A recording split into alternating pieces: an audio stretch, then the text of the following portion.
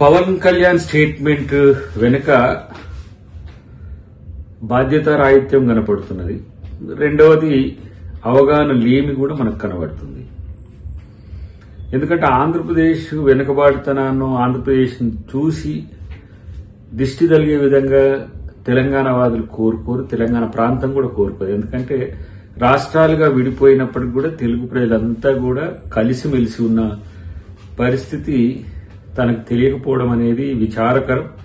అన్నిటికంటే ముఖ్యంగా ఏంటంటే అవకాశవాద ప్రకటనలు పవన్ కళ్యాణ్ నుంచి రావడం అనేది తెలుగు ప్రజలు కూడా కోరుకోవట్లే. సరే, అనాలోచిత స్టేట్మెంట్సా లేకపోతే ఉద్దేశపూర్వకంగా చేస్తుందా అనే దాంట్లో అనాలోచిత స్టేట్మెంటే కనబడుతుంది మనకు. కాబట్టి గోదావరి ఎప్పుడు కూడా తెలుగు ప్రజల్ని సమానంగానే చూసింది. ఏ విధంగా కోనసీమను చూసిందో అదే విధంగా తెలంగాణను కూడా చూసింది. ఇక్కడ ప్రాజెక్టులు లేకపోవడం వల్ల తెలంగాణ కొంత వెనుకబాటుతనంతో ఉన్నది, కానీ ప్రాజెక్టులు అయితే మరింత మేలు జరిగేది. కాళేశ్వరం లాంటిది సక్సెస్ అయి ఉంటే మంచిగానే ఉండేది. కానీ ఈ అంశాలలో తనకు అవగాహన లేకపోవడం వల్ల కేవలం రాజకీయ ప్రేరేపిత ప్రకటనలతోనే ఈరోజు పవన్ కళ్యాణ్ ఈ స్టేట్మెంట్ ఇచ్చిందని మనం అనుకోవాల్సిన అవసరం ఉంది.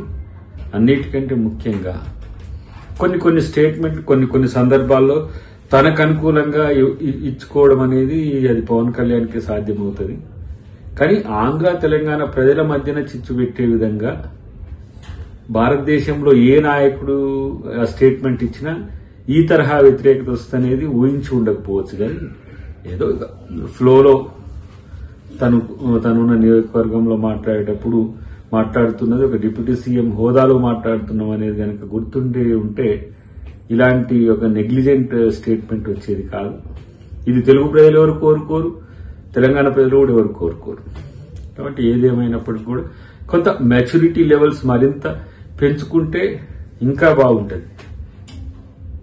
లేకపోతే ఎవరినో సాటిస్ఫై చేయడానికో మనం ఉన్న చోట ఉన్న వాళ్ళని సంతృప్తి పరచడానికో లేకపోతే మనం మద్దతు ఇచ్చిన వాళ్లకు అనుకూలంగా ఉండడము అనేది ఇది అవకాశవాద రాజకీయమే అని అనిపిస్తుంది. కాబట్టి ఏదేమైనా కూడా వాస్తవానికి చెప్పాలంటే తెలంగాణకు వచ్చి తెలంగాణ పాట, ఆంధ్రాకి వెళ్ళిన తర్వాత ఆంధ్ర పాట, తర్వాత ఇప్పుడు బీజేపీతో అనుకూలంగా ఉంటే బీజేపీ పాట, టీడీపీతో అనుకూలంగా ఉన్నప్పుడు టీడీపీ పాట, ఇట్లా ఏ పాట ఆ పాట నేర్చింది కాబట్టి కొంచెం తను బతక నేర్చిన పాట పాడుతున్నట్టుగా భావించాల్సిన అవసరం ఉంది. కాబట్టి దీన్ని ఎవరు తెలుగు ప్రజలు పట్టించుకోవద్దని మేము అనుకుంటాం.